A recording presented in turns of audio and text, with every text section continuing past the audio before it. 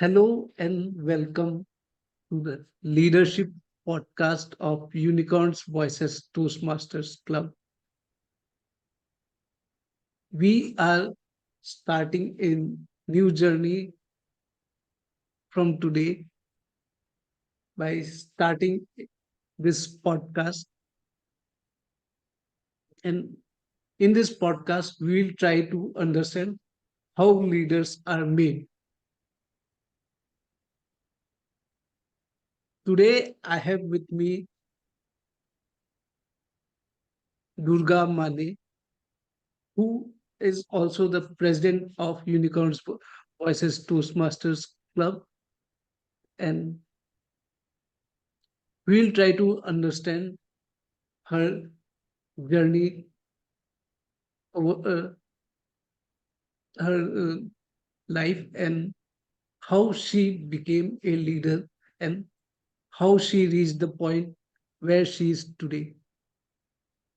So, Durga, welcome to Leadership Podcast by UVTC.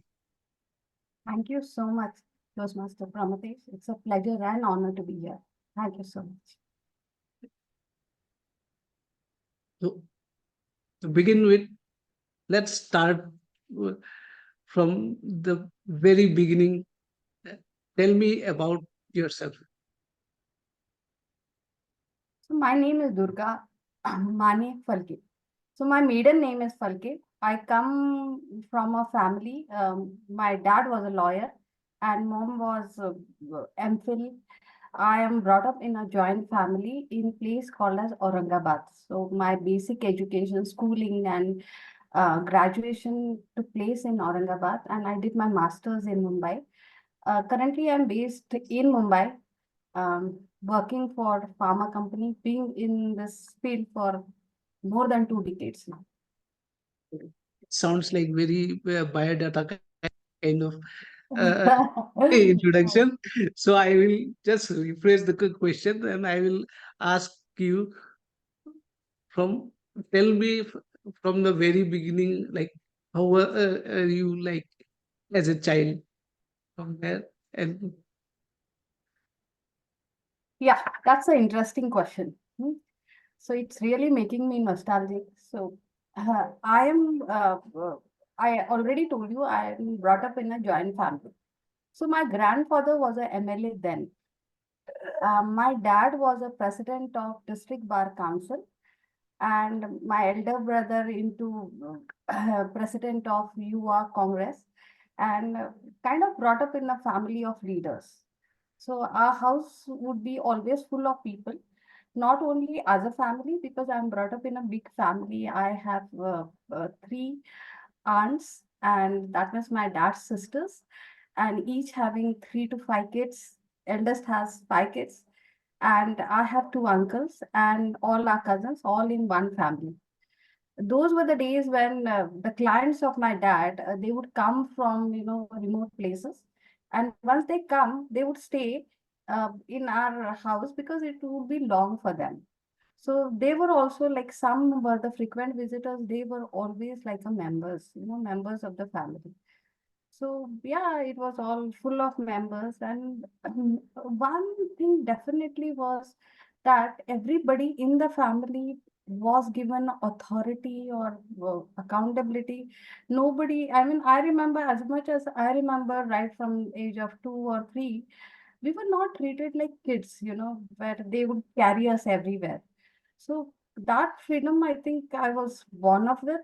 Plus, my name is Durga, which is given by my grandmother. And yeah, that itself makes me feel empowered, you know. So, yeah. And obviously, you are pampered when you have so many people around. You are appreciated for all the good work that you do.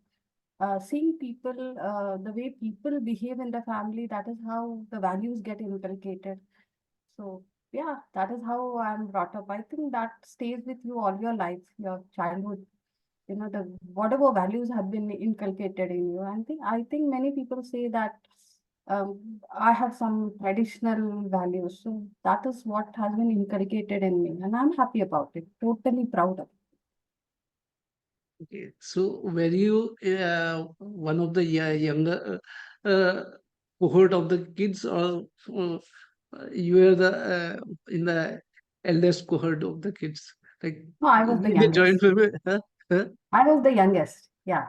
I had two of my cousins younger than me, but that difference was just, 6 months and 1 year. Yes. So that, and otherwise, all others were elders in the family, all other siblings. So one of my sister is a high court judge. Okay. My brother has his own setup. Everybody doing really well in whatever career. We all have chosen different careers. None of us have chosen same career for ourselves. So yeah, that is much more exciting. And we were always given that freedom, as I told you, to choose whatever we want. So yeah. So you just mentioned that from the very young age, everyone was made to be accountable of whatever that they did. So did it help you in making choices that you wanted to? Absolutely. See, when I say that, at the age of when we get admitted into the KG class, that time I think it was 4 years or 5 years, I had decided school for myself. Can you believe that? Yeah. I don't know whether I allowed my daughter to choose school for herself. Not that I allowed her what, she also never took initiative. But at that age, I was very clear which school I want to go to. Okay. So we were always given freedom to take, and that school was not close to my house. Just because I chose that school, I was admitted in that school. You know, such was the support that was given by my family. And then that stayed with me, and all along in my career and maybe in the life, I took decisions for myself. I stood by them. All decisions I took, I stood by them, and yeah, it did help me because even now I take all decisions myself. It did help. It does help, I think. Okay. It is quite surprising, but how did you choose the school when you are just 3 to 4 years? Yeah, so that's a good question. Thank you for asking that. Now, as a kid, you play with various kids, not only your cousins and this, but there were some kids in the colony with whom I used to play with. I was especially friendly with a girl who was senior to me, and it appeared that she's very smart. She's doing very well, and she would speak English because she would go into a convent school that time. I was quite impressed by her. And just because she went to that school and I thought she was a very smart girl, I decided that I will go to that school. Whereas all other kids in the colony were studying in other, vernacular language. But I was clear I want to go to convent and in that school. So yeah, I observe people, and see, you learn not only by experiencing, and that was a very small age, of course, but by observation also you learn a lot. So that was probably my observation at that point of time, and that made me clear that I will go into that school, and no regrets. I think that was the right decision. Okay, so so uh, because your friend impressed you, it also helped you. Just hold on. Yeah. Uh, it also helped you feel ambitious. So you chose the school because based on that. So do you I think think your so. friends actually help you in forming the ambition? Probably, see, that age you don't understand much. Yeah, Yeah. but I was quite impressed by the way she conducted herself, the way she spoke. Her mom and my moms were friends, and we stayed together a lot. So I wanted to be, and she's being elder to me by 3, 4 years.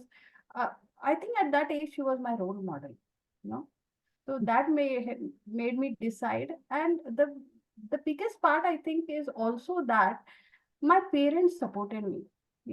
So see, now that when I think about it, I make a decision, all elders in the family stand by you, support you, do not question you. It kind of enhances your confidence. You know? So that age, I didn't understand what ambition was. I just wanted to be in that school. I wanted to be like Dolly. Her name was Dolly. Yeah. So yeah. Yeah, that is very interesting. So yeah. So after school, where did you go? Like, how was the journey from school to college? The school was wonderful. Teachers were extremely good. And there was Pramatesh, today when I think about it, I think there was something in me because I always wanted to be monitor, class monitor, right from as long as I remember. You know, I was always a class monitor. I would take initiatives in things and always wanted to top the class. You know, I was clear. Studies was everything. I will tell you, I have two cousins, as I've already told you, who were younger to me. And because I was admitted in that school, they were admitted too. I didn't like their handwriting that time, you know. So I would ask them to play and do their homework also because I wanted their homework also to be spick and span, good handwriting, good things. You know, that kind of gave me revision and they trusted me. So they were very happy I doing their homework because they could play. Yeah. So those were initial KG and preparatory days. Later on, the parents decided that they cannot survive probably in that school. So they were taken out from that school and enrolled in some other school. However, I continued in the same school. So I was class monitors all through, and was I had wonderful handwriting. I should say I'm not boasting about myself, but I worked hard on my handwriting in initial days. Plus, I would be studying and wanted to be a pet of the teachers all along. Yeah, I think that carried forward till now. I'm looks like my bosses also like me. I would like to believe that. Yeah, so that is how the initial years were. Then in 10th class, in 7th board, we had scholarship exams. I cleared that scholarship exam. I had some scholarship that time, meager amount, but yeah, that boosted my confidence. And in 10th standard, I was a school topper. Um, yeah, and after that, I enrolled myself in science stream. Yeah, that is how I got into one of the good college in Aurangabad, and yeah, the journey was soft, uneventful, I may say. Those were happy days. I think I was part of a sports group. We used to play basketball. We used to play cricket. I was a bowler in cricket, so I used to do spin ball. You know, now I don't do any of that. But yeah, we had gone till division level in basketball and all. So parents had given us. I think they trusted us and they gave us freedom. Even my one of my sister is national level hockey player. You know, she played in national level. So we were encouraged. I was encouraged. So we could manage. I think all through. Then I was enrolled in a college or institute named Devgiri College for my 11th, 12th. In 12th standard, I had 92 percentage marks. I decided to go into clinical research and enroll in pharmacy because it's a combination of engineering and medical. Yeah, that is what my journey was. So, do you think that uh, helped you in developing the person that you are? I think so. See, my being brought up in good to well-to-do family helped me. So till 12th standard, you know, everything was very good, very happy, all that. But when I was in 12th standard, I mean, fag end of 12th standard, my um, father's health suddenly took a toll. I mean, he was so unwell and was admitted for a long time in hospital, and it was it was a difficult time during that phase because by then we'd already lost our grandfather. You know, when I was in 8th standard, and father being head of the family, you have not seen your dad. like this ever. It it is not very easy to deal with. I mean, all we all are quite attached to our dads and moms. I was very attached to my dad. So that was a traumatic period which went on for around 3 to 4 years. It was not, but I think brought up in such a way where we were given freedom to take decisions, stand by it, go through it, and we'd seen our parents also doing that. So I think that kind of helped me sail through. So in pharmacy, I think if I can recall pharmacy, when I was in pharmacy college, I was one among 7 girls who got into that college. 7 students, because I come from open category. So it was very tough. It was one of the best college when it comes to pharmacy. I got into it. I was fairly good. There also I was, leading ladies representative and cultural representative. But if I recall, that was a period when I was not as bright, and if I may call that, as I was in my college and well standard. So that was a little tough period for me. But all of this journey, whatever I've learned through, and everything falls in place at later point of time. That is what I was always brought up with. You have to keep going. So I think that did help me.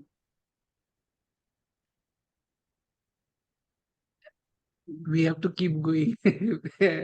We don't have a choice as well, but we, Yeah, but with right attitude is very important. If you are yeah, sulking and sinking and just complaining about it, doesn't help. I've never seen anybody, yes, that was sulking. the point I was trying to make. Also, like, Hmm.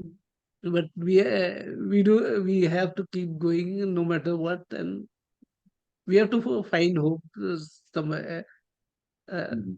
Hmm. whatever the conditions are. Absolutely. Hmm. Yeah. So after college, Hmm. how did you decide to be like? How did you go into the, like? What was the approach in your job? See, one specific incident I would like to tell you. See, when I was in my final year pharmacy, okay, that time we had practicals, and people, the professors from medical college would come and take our vivas. And I had, so this was pharmacology practical where we would dissect frogs and earthworms, and we would land their hearts, and we would study their movements. Uh, Again, being fearless, I was kind of contracted, I think, if that is the word I can use. I would pick frog and catch frog for everybody in the class. Even guys were scared of the frogs. So those frogs would be kept in the basins, and those were big frogs because you have to study the heart. So I was so fearless. I don't know why, how, don't know. I had that technique of catching the frog because we were taught that. I would catch frog and cut the frog, teeth for everybody, and I would do that. Of course, when examiners would not look. So that time we went in our hall, and I still remember my roll number was 27. Hmm. And we picked the frog, and we were to study the pharyngeal movements, so larynx. And the examiner was extremely strict, very phone face and serious, and because the way they took viva of medical college students, they applied the same standards for pharmacy students. Everybody was scared, and you know how environment in the class was. I was so confident, and my practical was good, all of that. Then examiner went to each table. Mine was 27. The batch was from 15 to 30 for that practical. This gentleman, I think his name, if I am recalling it right, it was Dr. Sakolkar. Okay. So he came and stood by me. So he asked me, "Are you done with your practical?" I said, "Yes, sir." So, "Are you ready for Viva?" I said, "Yes, sir." And then he started asking me questions. So one such question was, so when you study your laryngeal movement, what you do is you put the opium seeds, no, opium seeds, and some water is put there, and and then move, those opium seeds move slowly. Okay. So he asked me to demonstrate it, which I demonstrated. Now, he told me that what will happen if you put the warm water here? Hmm? So I said the movements will increase. He said, what? Durga, this specific question is a very decisive question. Think about it. I said, no, sir, I am certain if you put warm water, the movements will increase. Do you? And everybody was staring at me. Okay. And my professor was looking at me as if, what are you doing? You're gonna fail. Yeah. And for that bit moment, I thought, what's happening? Am I not right? And then he said, the entire class till now said that it decreases. Think about it. Can everybody be wrong? I said, no, sir, I am sure it's going to increase. He said, why are you saying this? I said, see, sir, if this movements would not increase, we would not gargle with warm water, when we don't feel well. He looked at me, stared at me, and he went away. Okay. And when I asked my professor, was I wrong? He laughed. Later, the 27 over, 28 over, 29 over, 30 over. Okay. And then this Dr. Sakulkar, he had a typical way of, there are some people who make you feel as if you are shit. You know nothing. You have wasted your time and my time. And this professor was exactly that guy. I thought, now I'm gone. Let's see what happens. And then he went and sat on his seat and he started addressing the class. And then he said, in the entire class, Durga said this, and the whole class said that it decreases the moment. Hmm? And only she is right. Oh my God. I was so happy. Yeah. So, the learning from that was, of course, I had studied and all of that. And sometimes you also, most of the times, I think you have to apply your common sense, not that it has to be part, but it kind of increased my confidence tenfolds. You have to stand by whatever you say. Yeah.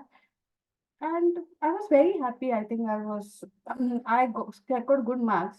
Now, why I'm telling you that was, after doing my pharmacy for 1 year, I decided to work because I wanted to take masters. I actually wanted to go abroad and study, but that was not the right time because dad was not well and all of certain things in the family, and there was challenge also in terms of finances.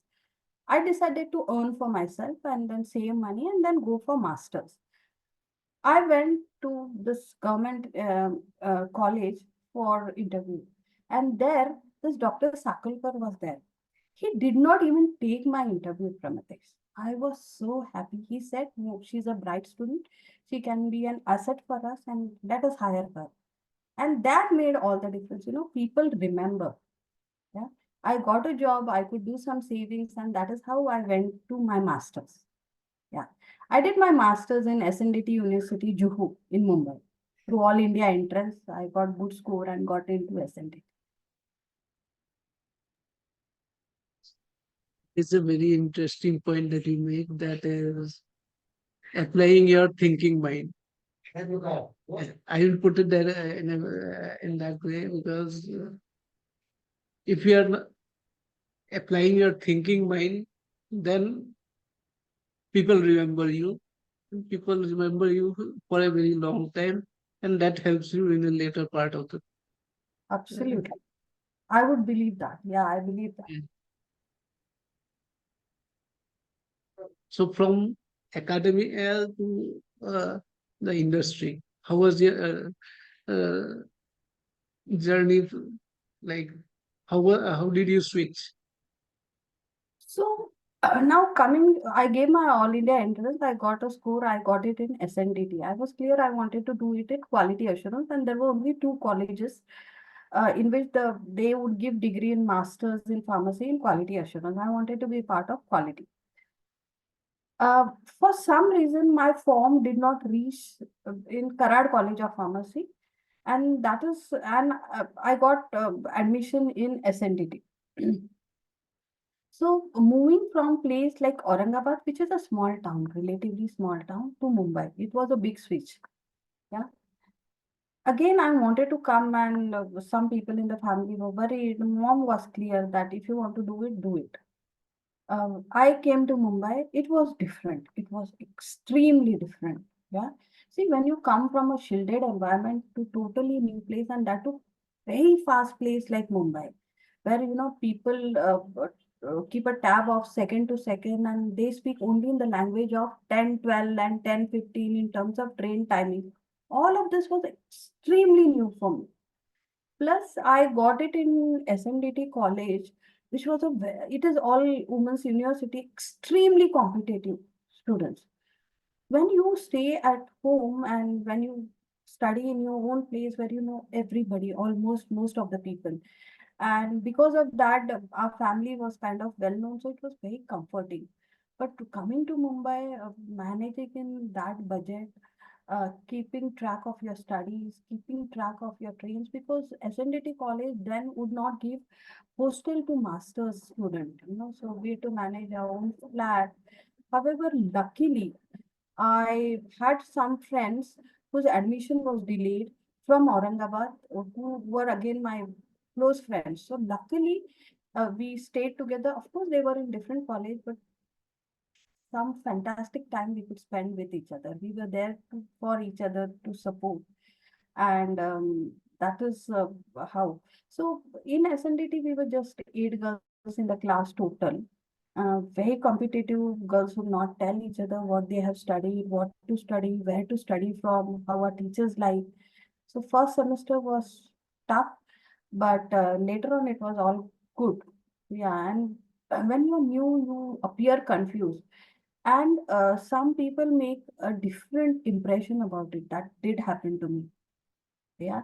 So our principal or vice principal had a different image about me. You would think that she's all confused all the time, and some people who were not from Mumbai, one more student was there. So it had a different image. Now, in the second semester, uh, see, other thing I would definitely like to mention is in SMDT, what difference it made to me is I came across really brilliant professors. Yeah, they were scientists, and so dedicated to their work, so enthusiastic and so passionate about their work that it made a difference in me. When you see your guides and mentors like that, and one better over other, oh my God, it was such a huge learning. They would come out with some brilliant research and they would make their students work hard. That time it was lot of hard work, definitely. And the guide, so they would have lottery system then, so who can be whose guide. So my guide was Dr. KK Singh, and her the way that was said about her is she makes her students love. She will make her student work for the previous student and the later student, and she did that with me. And she would come to college sometime, would not come, but she is one of the most brilliant person I know. She supported me. Of course, I worked on two different research systems, but what it gave me was it gave me international publications. It gave me All India first prize in one of the publications. You know, so if you work hard, see that time I didn't have a lot of options. Yeah, because some students with me had completed their project within 6 months, and here I was working almost for 1 year on two different projects, and the girls with me would make fun of me. They would say, Durga, even if we complete our PhD, you're gonna do your master's. So it used to, I used to be worried. But today, when I think about it, because she made me work so hard and she would just guide, and I had to find my ways, and I had to find the solution for each of the problem. Working on two different spray drying method and some other methods that we had, not many people today also know about it. So that was, I think, a kind of boon for me, blessing in disguise, if I may use that word. Managing in that budget for a long time was difficult, but it gave me lifelong awards, I would say. Yeah. So then I could complete my research. He supported me all through. I could defend my research, and And I also got absorbed in SNDT Institute as a lecturer for a diploma college. Because once I went and spoke to her and I told her, Madam, it's really delayed. My project is getting delayed, and many of the students have already completed it, and it is making me difficult to manage because I'm not from Mumbai. I don't have house here. So what she did is, I mean, if you go and speak to person, they see everybody out there is keen on helping you. You know, that was my learning also. You have to go and speak. So I went and spoke to her. Initially, it was extremely hesitating, but then I couldn't do much. I went and spoke to her. She got me absorbed in diploma college, as a lecturer. So she told me, Durga, you take lectures there, sit there for 3.5, 4 hours, whatever timing that was, and then come in the lab and work. Okay, this way you'll get experience also, plus you'll get money. See, in 2002, 2001, I think, I was earning a decent amount of 12,000 rupees. 12,000 rupees was a decent amount then, you know. So I could comfortably manage. And then she sent me to one international conference for presentation as a part of my research. And my paper was picked up there. I got All India Award. So all these things are fulfilling moment. I got a certificate then as a lecturer. So yeah, so these were the learnings, and that helped me. I was so impressed with the teachers and scientists there that I decided to be a lecturer. It changed my world. I later came back to Aurangabad because my mom was worried about my marriage. Yeah. Every day she would call me, I'm so worried. Yeah, you have to get married. So now the advantage of getting married was she would be relieved of her responsibilities. And I was getting a lot of proposals. So because I should get married soon, she wanted me to be a lecturer. In one end, I was already impressed with all the professors that I had in SNDT. So I said, okay, why not? So I went into lecturership.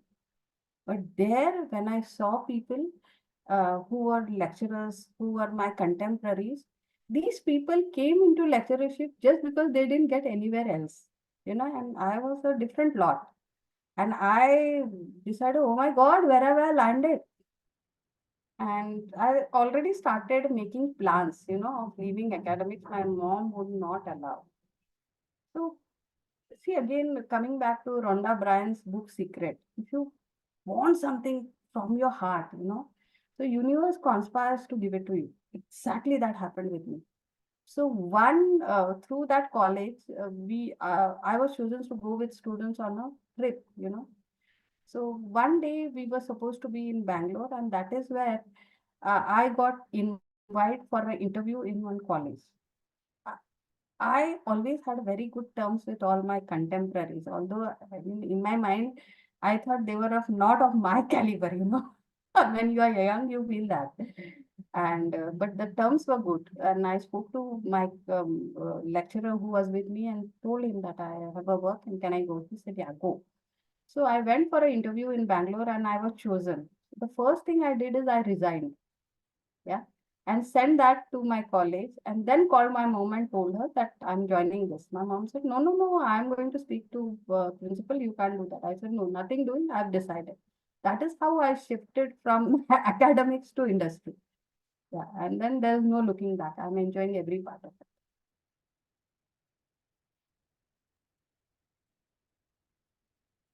Now, coming back to what you said in the beginning, do you think that the political background that you have ingrained something in your DNA that you took such kind of risk in your career? I am not very sure about political background. See, those days when my dad grandfather was a MLA and dad being a president, they were all very honest people and they wanted to contribute to the society. Our Okay. village, so I come from a village called as Falkewadi, which is our farms. We basically are farmers, right?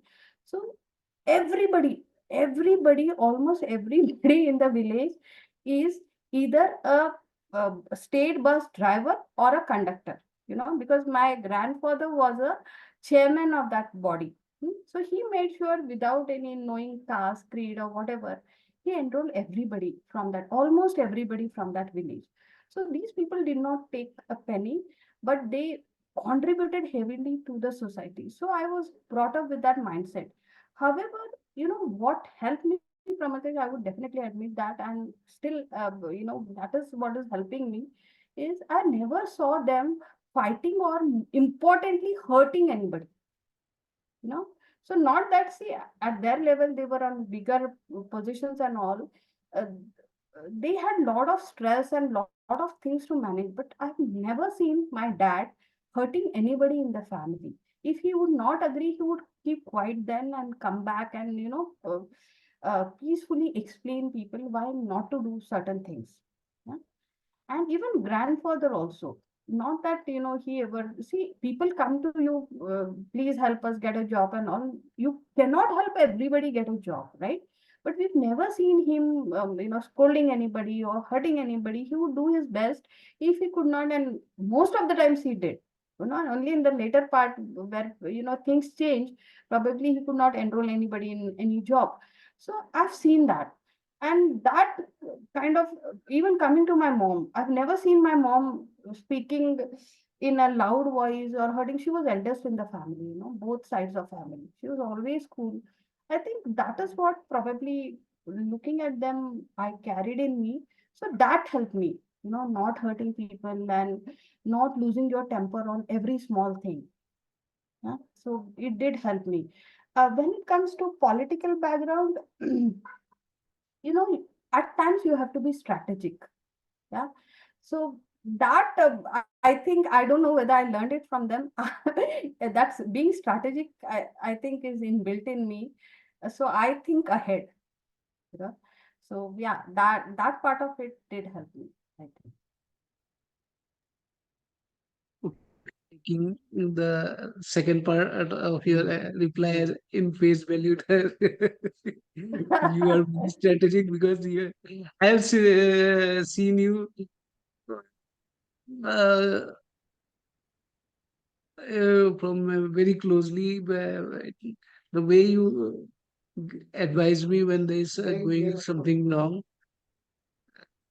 I have felt that you you, you know how to deal with people. So Yeah. I think and yes. See, everything is not always goody goody.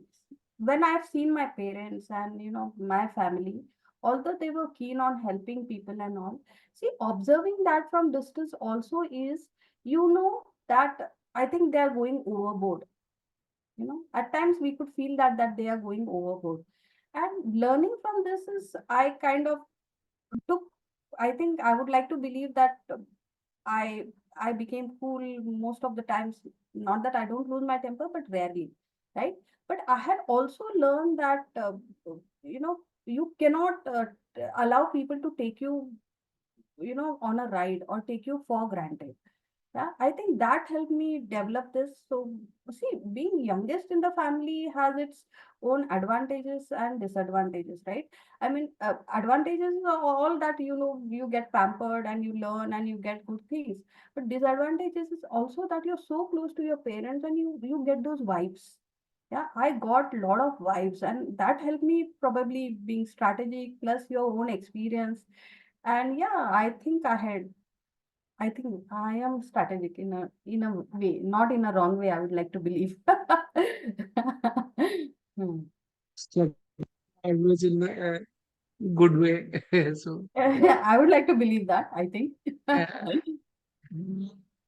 so just to recap what you have said that from a very young age, you have been held accountable for whatever you do. You have been allowed to have a choice of your own. You have been supported by your family, and you have also been in sports that also helped you in developing a team mindset. You have been in team sports like basketball and yeah. Plus, And now sports also coming to help that, you. you have also said that it's very important to uh, be good to people, no matter what the situation is. Absolutely.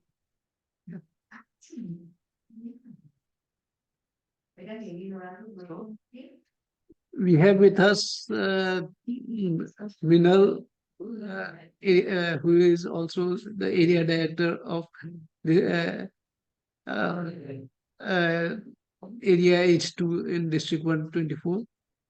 And we have Tulika Pramanik, and who is and DTM Rajashri Roy. Do you have any questions for Durga?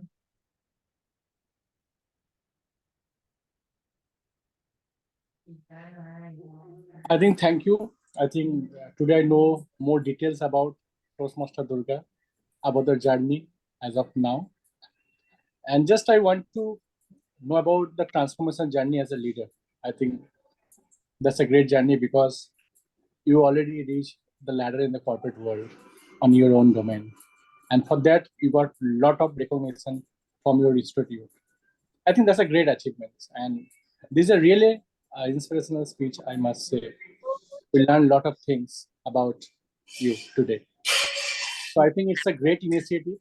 I think that kind of podcast, I think each and every class should introduce to know the person better and to have one-to-one better connection. I think human connection is required nowadays, and we are traveling on that sector. So that part we need to take care of really right now. So such kind of podcast. Thank you so much. Hi. So, coming to my Toastmasters journey, I joined Toastmasters when I was in Cognizant. It was a corporate club, and I would give credit of joining Toastmasters definitely to Chan, DTM Chan. Chan and me were very close friends.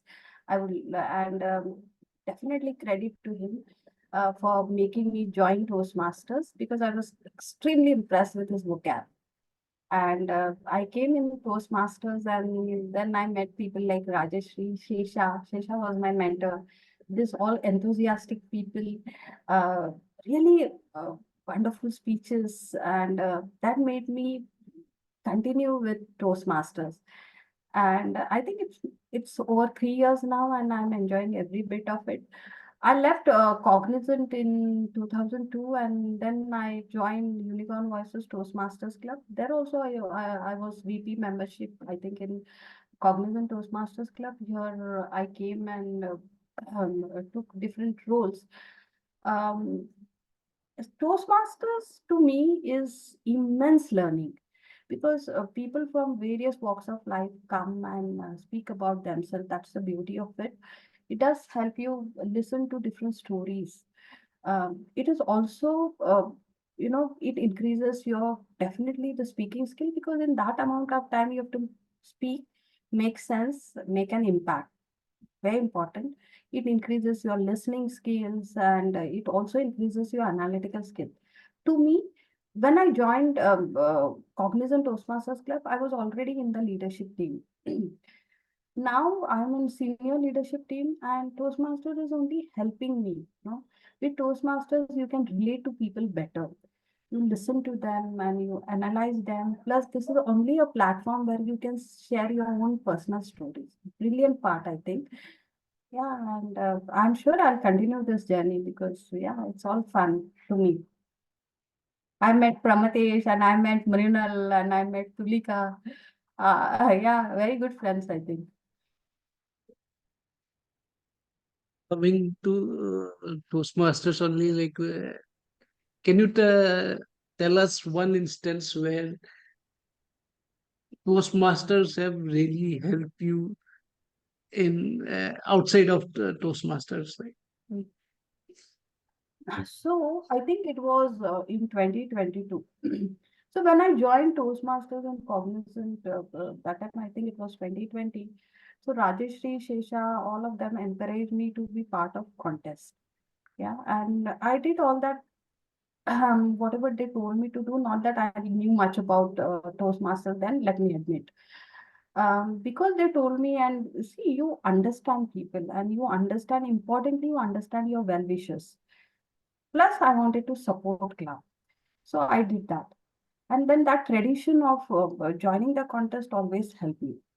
Now in 2022, when there was a contest after I joined Unicorn Voices Toastmasters, that time there was a personal setback. Personal setback means not to me personally.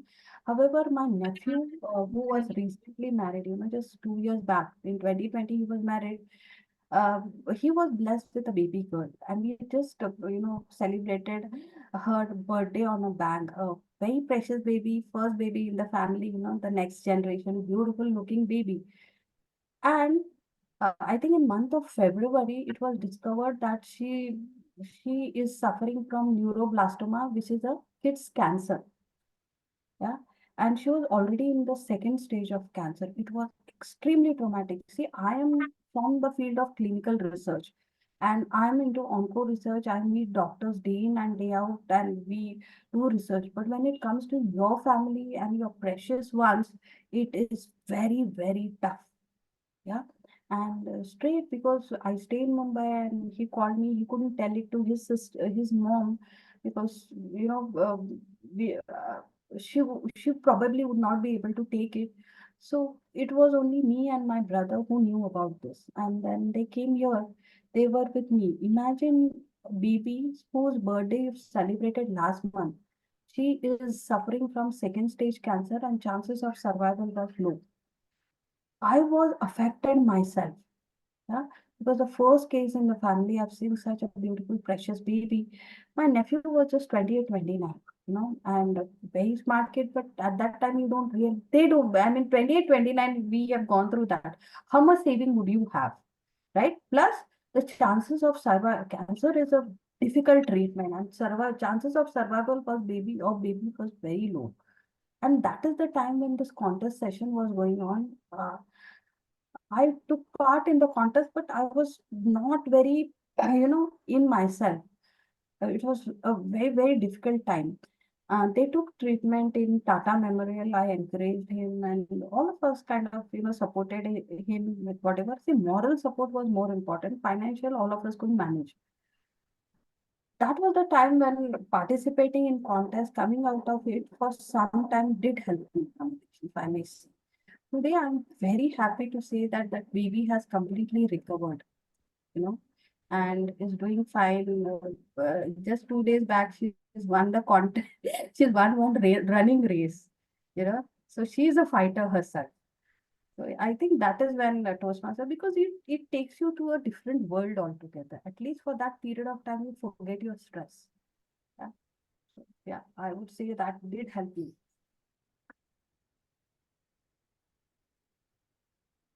Yeah, that was a very heartfelt uh, anecdote that you shared.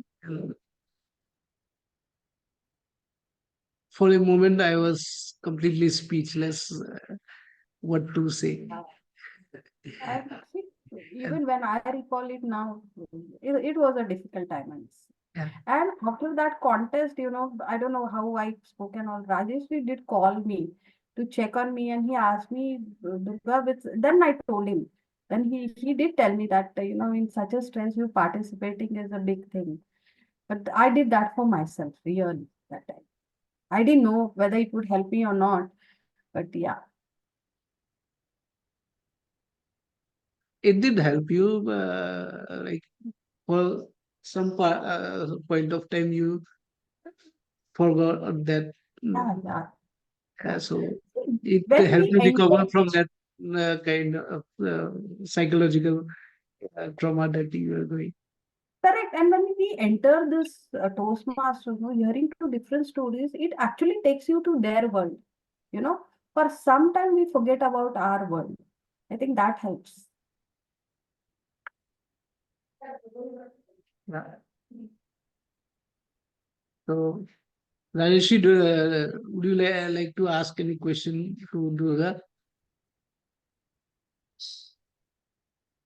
Yeah, Tulika has raised her hand. Yeah, yeah, Rajesh. Okay, let Tulika go first. I'll go after. No. Please, Rajeshi, you go first. Okay, so because we are talking about leadership, I have one question to Durga. So, Durga, you are already a leader at your workplace, and you're also a leader in Toastmasters now that you are presiding over Unicorns Voices Toastmasters Club. So, my question to you is, what aspects of leadership do you bring from your workplace to your club so as to make your leadership journey in Toastmasters as successful or perhaps even more successful than your workplace? It's a good question, Rajeshri. I think leading by example, uh, I would like to say that the reason why I'm saying that is, see, leaders cannot be the boss. You just can't be ordering people, dictating them. So you have to conduct yourself in such a way that people should love to follow you. They should look forward to interact with you and follow you. There was a time when in our club, and I think Pramatesh would agree with me, and you also, Rajeshri, people would not give speeches. Yeah, they would not come forward and give speeches. So I would feel I had kind of spoken many times in the club also. See, we are paying, and it's important that we speak out. If we don't speak, how will we improve? Then I decided to give speeches myself. Because I started giving speeches myself, it did help me complete my levels totally. Secondly, it also kind of encouraged people to come and give speeches. I think leaders, I think, should pave the way for other people, take it on themselves, do it, and show it to them it is not as difficult. In this journey, you may fumble, you know, you may fail, which is okay. It is normal to fail. And you should be able to tell people that every time. See, in my workplace also, all the younger generation who come in, they are definitely smarter than me when it comes to innovations, technologies, and all that. Um, so I believe in hiring smarter people, because this way your job as a leader becomes easier. You learn from them also. Plus, you exactly know what is it that you give to whom. Okay. Now, when it comes to Toastmasters, I absolutely love hearing to all this young generation. Yeah. So they have very beautiful stories, bubbly stories, and they come out with their own things. When it comes to managing club also, they have innovative ideas. They come out with innovative poster makeup. And when we had last year, when we conducted, I think, some conference or something, I'm not able to recall. So people like Savita and all, they were so enthusiastic. They wanted to do this, they wanted to do that. I think there was some session of yours only, Rajeshri. So in my workplace also, I give free hand to all these people. I have oversight, but I don't interfere. I think that also helped me here. So we could conduct some really good sessions where everybody felt involved, and we had a wonderful sessions. So I think these two, three aspects definitely I bring. Uh, I I somehow have developed this. I don't know how to call it. I have somehow within this tenure of experience, I can identify right people for right job. Okay, so you see, Pramatesh is one live example. He's our VP. I have given him free hand. He just tells me what has to be done, and I exactly follow that. Yeah. So I believe there has to be one leader. Age has nothing to do with it. One leader of the activity. You should empower that leader, support that leader. Then that activity is successful. Even if you are at a senior position or whatever position, that person should feel, whoever is leading it, you see, you as a leader has a responsibility of developing other leaders. Correct? If I end up doing everything, nobody else will be developed. So in my workplace also, I've developed many leaders. And here also in Toastmasters, I believe that I was successful in developing the next level or next leaders because I trusted them. And yeah, so I think these are the aspects I bring to Toastmasters. Hope you agree with that. Yeah, absolutely. You've spoken like a true leader. And I would like to also mention that when you talked about it is okay to fail, you were reminded of you reminded me of the this afternoon speech of yours, and I think people who were there in the contest this afternoon would be able to relate to what I'm saying. Durga's speech title was "It's okay to not be okay," and I think you Absolutely. reminded me of that. So thank you, Durga. Thank you very much for answering that question. Thanks a lot. Uh, you also had a question. Yes. So, Durga, my question is, what role did the Toastmasters play in your life as in a personal life? You have learned something from Toastmasters, and how it was applied, or what you have learned from Toastmasters and you have applied it in your personal life, in your surroundings. Okay. Thanks, Tulika. See, I joined Toastmasters in October 2020 when we were in COVID, midst of COVID, if all of us remember. Hmm. From the time when lockdown was declared and in the COVID period, so those 6, 8 months, I think March the lockdown was declared, and that was the period for the first time me, my husband, and my daughter were under one roof 24 by 7. That had never happened before. Yeah, it is very difficult to survive under one roof with, and I am sure, Tulika, you will agree, with your husband and with your daughter who can do whatever. Your husbands have all the questions. That was the time when people were posting all excellent recipes that they would make at home, and my husband and my daughter would look forward for me to cook that. Imagine. And I needed a stress buster, honestly. It was extremely stressful. Thankfully for me, um, in March when the lockdown was declared, the first 15 20 days were honeymoon period because see, my profile was such that I could work from home, but I was supposed to be in office because I would forefront clients and the regulators, etc. Plus, being in life sciences, there are a lot of firewalls. Now, this was the first time I was working from home. I thought it would be very peaceful. Initially, I loved cooking, etc., all of that. Hmm. But later, it is very boring because all maids were on leave. And you practically have to manage everything at home, and work was going on. That is the time when there was a big level escalation in my company, and I was suddenly made head of that investigation where clients, executive leadership, and cognizant executive leadership was involved. So I was in that, investigation that would keep me busy, but it was very tough. I needed a stress buster, and anyways, Chayan and Abhishek and all, we were in touch. I thought this is an opportunity for me to come out of this world for some time, and that is when I joined Toastmasters, as I've already told you.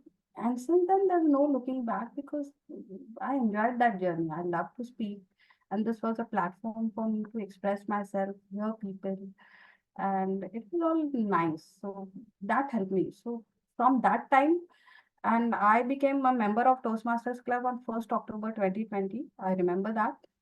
And from then till now, Toastmaster is a stress buster for me. So that is the aspect. After COVID, I never went to office. I changed my company, but I decided to take profile with work from home. I go only for the executive leadership meetings, and if there is a need, I have to travel, but that's for the work. So I'm working from home, and it is helping me. It helps you connect with people, be in touch. So yeah, that is how it helped me in my personal life. Does that answer? That was so good to hear from you, and it was so learning experience for me also. And I do remember that during the first COVID lockdown, I was not married at that time though.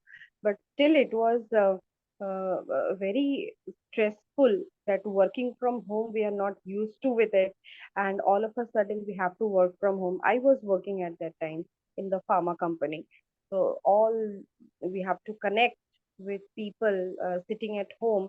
Though it was not that easy for the first time, but yes, it became easy. But after that, it became stressful also. It became stressful. The work that we do sitting in the office, meeting the day-to-day regular priorities, that was a totally different thing from sitting at home and doing all the work from home. But still, yes, I do agree with your point that Toastmaster is a stress buster. Even it is for me also. Thank you. Thank you so much for answering the question. Thanks, thanks. So we have two more reasons for joining Toastmasters. That is, it's a great stress buster, and it also makes you a thinker by being open to new ideas, that we listen to different kinds of people coming from all walks of life and from all different generations. Sometimes they are very young, and sometimes uh, we have met people of from age 18 to 90, and every person provides you a new kind of thinking process. So with Yeah. this, yeah, Definitely that. Plus, see, when I interview people, no, Pramadesh, one thing I see, and most of you will agree with me, not all academically oriented, smart, boys or girls can communicate, you know. So when we started our career, of course, I mean, we probably had inherent things, plus it is also persona, correct? However, there are people and you can visibly see they are smart, but they are not able to put their point across. I think they should join Toastmasters because there is where it will make a lot of difference. So when I joined Toastmasters, I met many young people also join Toastmasters, right? So it helps them and it will help them in their career throughout. Yeah? So I think it is also our responsibility to help people grow. yeah. With this note, I would like to conclude this session. Then we hope that whoever is listening to this podcast or watching it in YouTube uh, will find this podcast very helpful, and maybe also join Unicorns Voices and become our member to listen to more such ideas, and not just listen but also contribute with their own ideas about how to grow as a leader. So Absolutely. Thank you. uh, It was a pleasure being here. Thank you so much for inviting me. yeah, thank you. Thank you.